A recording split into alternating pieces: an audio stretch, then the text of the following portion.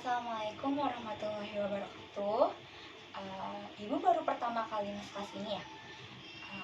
Sebelumnya, jadi kita perkenalan dulu ya. Sebelumnya, perkenalkan nama Ibu Raihana Maksuma, biasa dipanggil Ibu Raihana atau Ibu Hana aja. Nah, sebelum kita memulai pelajaran hari ini, ada baiknya kita berdoa terlebih dahulu. Ayo silahkan. Ada yang mau memimpin? Ketua kelasnya silahkan.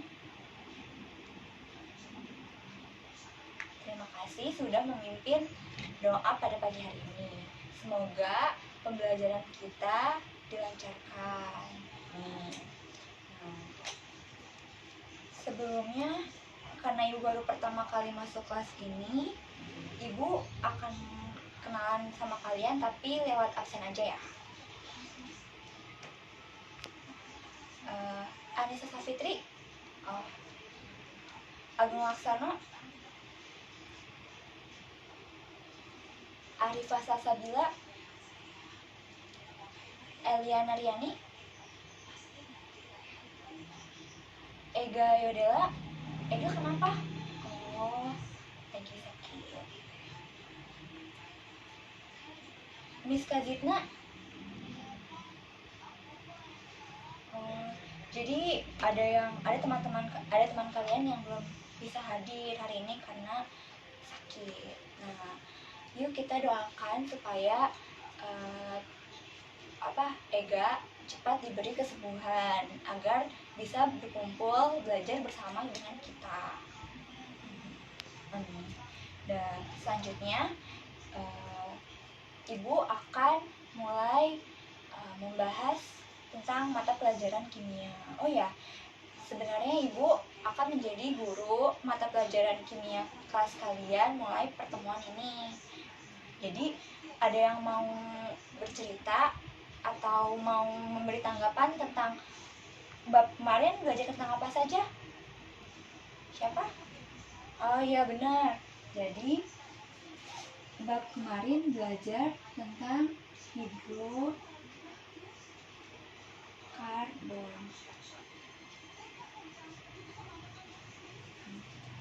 Nah, kalian tahu nggak salah satu penerapan hidrokarbon yang paling dekat dengan kita apa sih? Oh iya benar, gas LPG. Terus apa lagi? Benar Agung, ada bensin. Terus apa lagi? Nah, ada juga lilin. Nah, jadi Ibu ingin sedikit membahas tentang lilin. Nah, lilin merupakan bahan bakar padat. Nah, ada yang tahu kalau misalnya lilin itu terbuat dari apa? Ya, benar. Jadi lilin terbuat dari hidrokarbon. Jadi lilin terbuat dari minyak bumi, di mana minyak bumi melalui proses destilasi sehingga menghasilkan banyak produk. Nah, sesuai dengan titik didihnya. Nah, ini bagian yang udah pernah kalian pelajari di bab sebelumnya. Ibu yakin kalian sudah bisa membaca bagaimana bagian ini.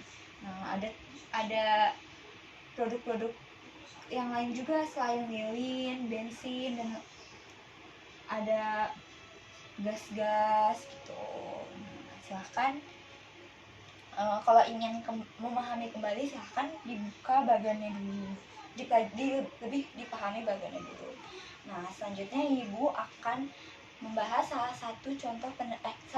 satu penerapan hidrokarbon yang dekat dengan kita, yaitu lilin. Nah,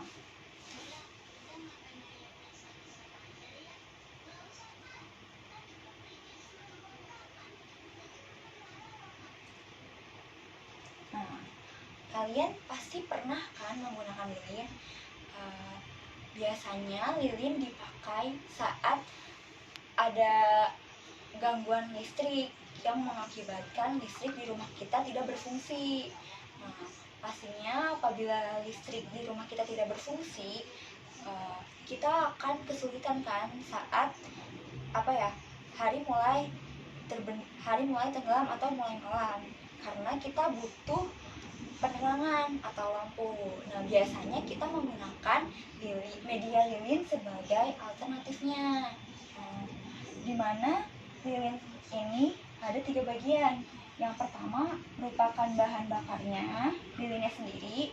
Yang kedua ada sumbunya berupa tali, dan yang ketiga api. Nah, api ini sebagai penerangan, kira-kira apalagi sih yang kamu rasakan saat memakai lilin ini? Benar sekali, Eli. Jadi api di sini, jadi selain api ini memancarkan cahaya untuk menerangi kita, api juga membuat suasana terasa lebih hangat atau lebih panas. Nah, pasti kalian pernah kan merasakannya. Jadi ketika kalian menyalakan lilin, nah terus mulai hawa-hawa di sekitar lilin tersebut akan menjadi lebih hangat atau suhunya dikatakan naik, atau lebih panas, ya kan?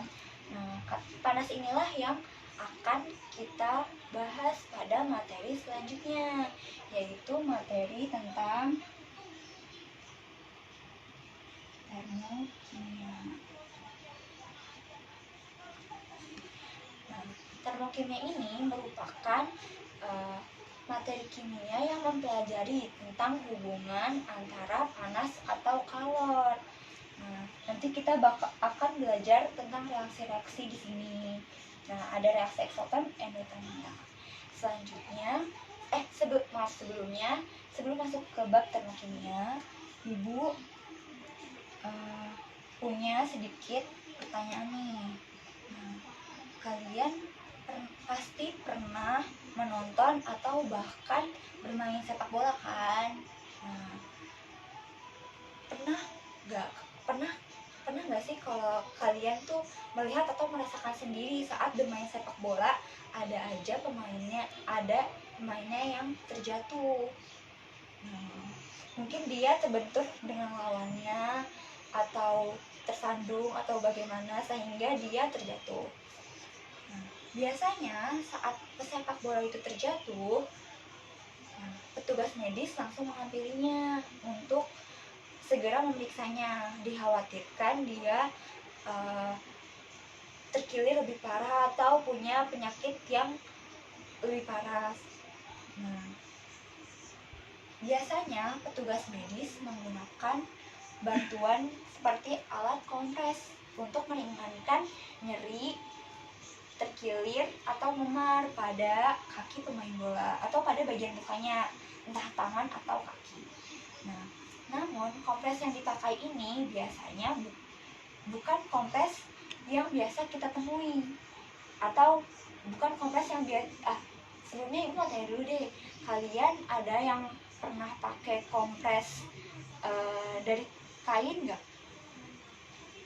Nah, biasanya kompres dari kain itu dipakai kalau kita demam kan, saat kita masih kecil. Nah, namun kompres di sini yang digunakan untuk meringankan meredakan terkilir atau memar itu berisi cairan tertentu. Nah, kompres yang dimaksud di sini adalah hot pack atau cold pack. Nah, dimana hot pack atau cold pack ini dia berfungsi, yang tadi seperti Ibu bilang, hot pack atau cold pack ini berfungsi untuk meredakan memar, terkilir, atau nyeri-nyeri lainnya saat bagian tubuh kita terkilir tuh. Nah, untuk cold pack sendiri, cold pack dan hot pack ini menggunakan prinsip reaksi dalam termokimia, yaitu reaksi eksoterm dan reaksi endoterm. Nah, untuk cold pack sendiri biasanya kan tadi Ibu bilang tuh kalau misalnya hot pack atau cold pack ini berisi cairan. Nah, selain cairan, dia juga berisi kristal atau berupa serbuk. Nah, namun isinya berbeda. Kalau misalnya cold pack, dia berisi amonium nitrat. Nah, sementara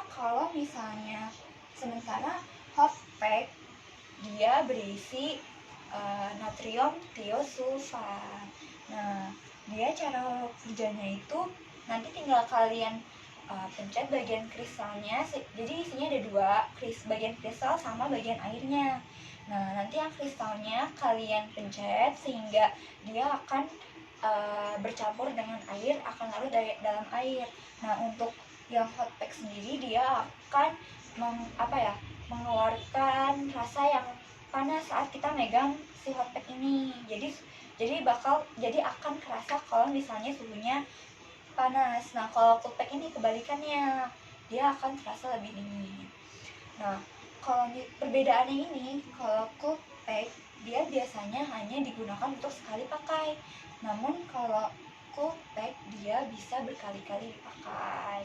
Nah, jadi cool pack dan hot pack ini merupakan penerapan reaksi eksoterm dan endotherm di kehidupan kita sehari-hari. Nah, untuk lebih jelasnya nanti kita akan bahas reaksi eksoterm dan endotherm pada bagian selanjutnya. Sebelum memulai pelajaran, alangkah baiknya kita berdoa terlebih dahulu. Silahkan ketua kelas untuk pimpin doa.